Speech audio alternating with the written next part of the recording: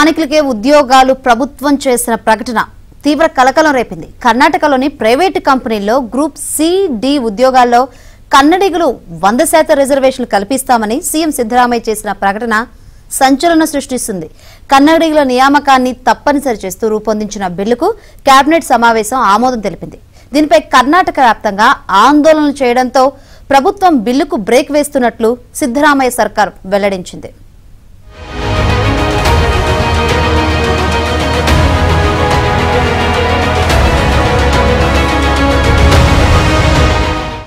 కర్ణాటకలో ప్రైవేట్ కంపెనీల్లో స్థానికులను మాత్రమే రిక్రూట్ చేసుకోవాలనే నిబంధనను అమలు చేసేందుకు ప్రభుత్వం సన్నాహాలు చేస్తోంది.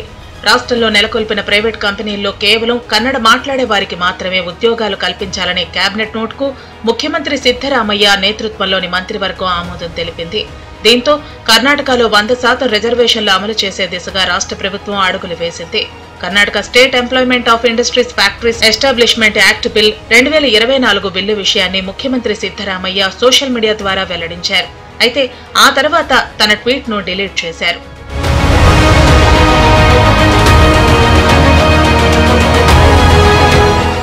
ప్రైవేట్ కంపెనీల్లో గ్రూప్ సి, డి స్థాయి ఉద్యోగులకు ఈ రిజర్వేషన్ వర్తిస్తుందని బిల్లులో పేర్కొంది.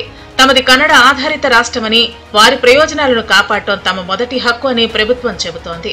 ఈ బిల్లు ఆమోదం పొందిన వెంటనే నిరసనలు మొదలయ్యాయి. దీనికి వ్యతిరేకంగా పారిశ్రామికవేత్తలు ముందుకొచ్చారు.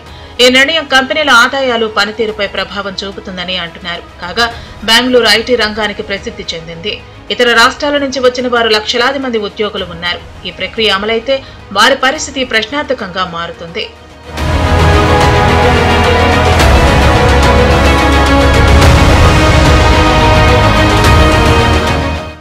ప్రైవేటు రంగ ఉద్యోగాల్లో స్థానికులకు తప్పనిసరిగా రిజర్వేషన్లు కల్పించాలని కర్ణాటక ప్రభుత్వం తీసుకున్న నిర్ణయంపై ప్రైవేటు సంస్థల నుంచి వ్యతిరేకత వ్యక్తమవుతోంది.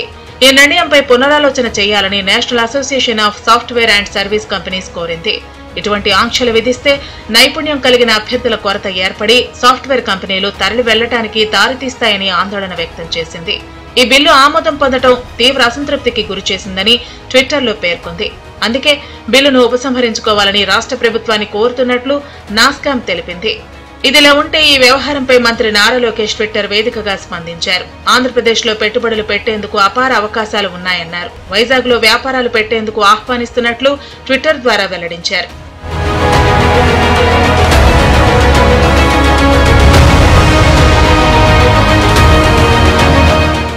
నాస్కామ్ ఆందోళన వ్యక్తం చేసిన నేపథ్యంలో ఈ వ్యవహారంపై కర్ణాటక డిప్యూటీ సీఎం డీకే శివకుమార్ స్పందించారు. ప్రైవేట్ కోటాపై ఇన్వెస్టర్లు కలత చెందాల్సిన అవసరం లేదని ఆయన హామీ ఇచ్చారు. పెట్టుబడిదారులు ఎవరూ ఆందోళన చెందాల్సిన పని లేదని, ఇన్వెస్టర్లు కర్ణాటకకు రావాలని తాము కోరుకుంటున్నట్లు వెల్లడించారు. దేశంలోని ఇతర ప్రాంతాలకు చెందిన నైపుణ్యం కలిగిన అభ్యర్థులు కర్ణాటకలో పనిచేసేందుకు తాము స్వాగతిస్తామన్నారు. ఇతర రాష్ట్రాలకు చెందిన వారు ఇక్కడ పనిచేసేందుకు వస్తుండటంతోనే బెంగళూరు జనాభా 1.4 కోట్లకు పెరిగిందని వివరించారు.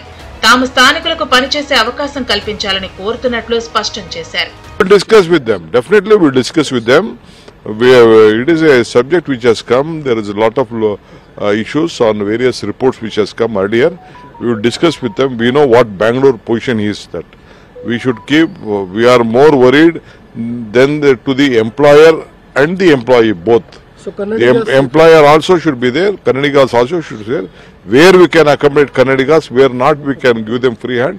That we will discuss and we will come back. We will discuss. Myself, my chief minister, we are very much concerned. My industries minister is concerned. My ITBT minister is concerned on this. It is just a labor issue which has been come. We will come back to you.